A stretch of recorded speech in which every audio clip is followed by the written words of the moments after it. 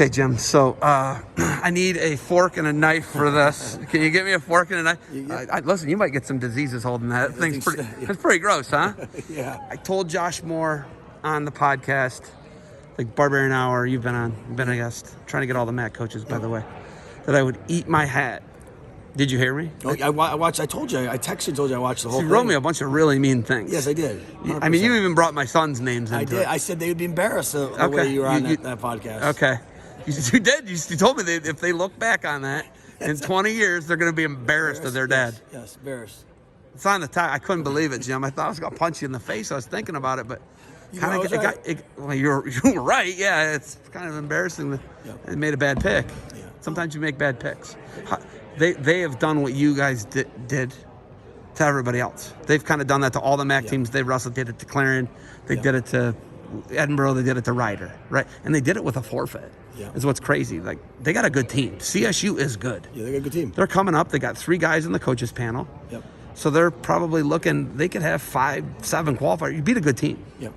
Yeah, I agree. What do you think was the difference for you tonight?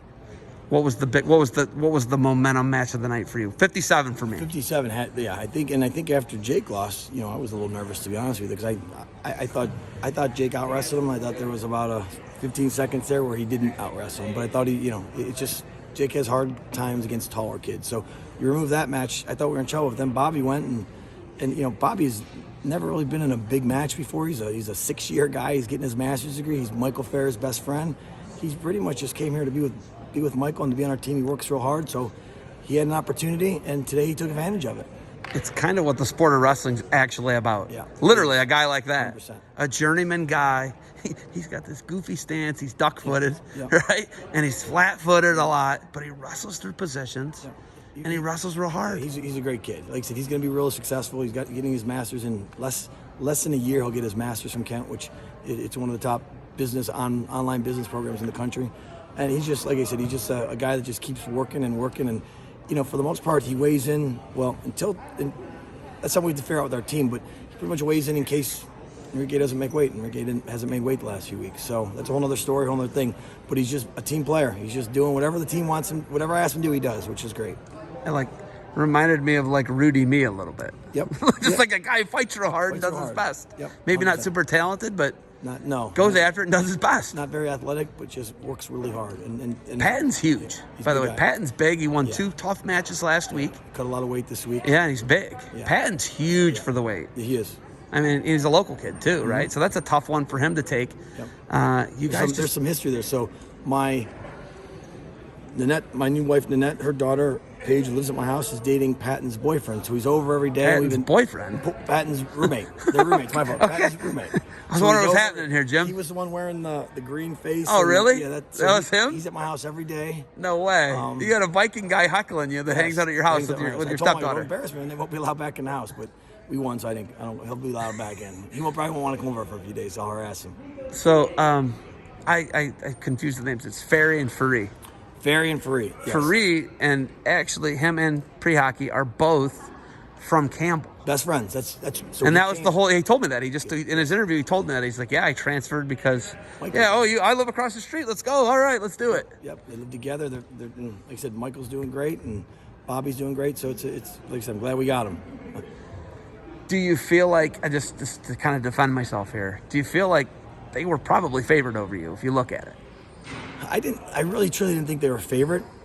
My thing is, I see my guys every day. We're a lot better than our record right now. I think it's some of these guys are getting opportunities that they never had. So I think my guys are really good. We just haven't proven it. Today we proved something a little bit. But Michael Fair is our 174 pounder. He's good. He's been in. He took OU guy Prime into 3 overtimes and he lost, but. Match could have went either way. The duel could come down to it next week. Could be. Ohio is a really good team. So they're really good. They got a really good team. So, but it's all about matchups. Yeah. Once again, it's all about matchups. So we'll see. 25 is going to be a good one with Sanchez and Ferry. Our two 33. That's a rematch of the state finals between DeSavito and Fenton, and they wrestled at Navy. 41. It was a really good match.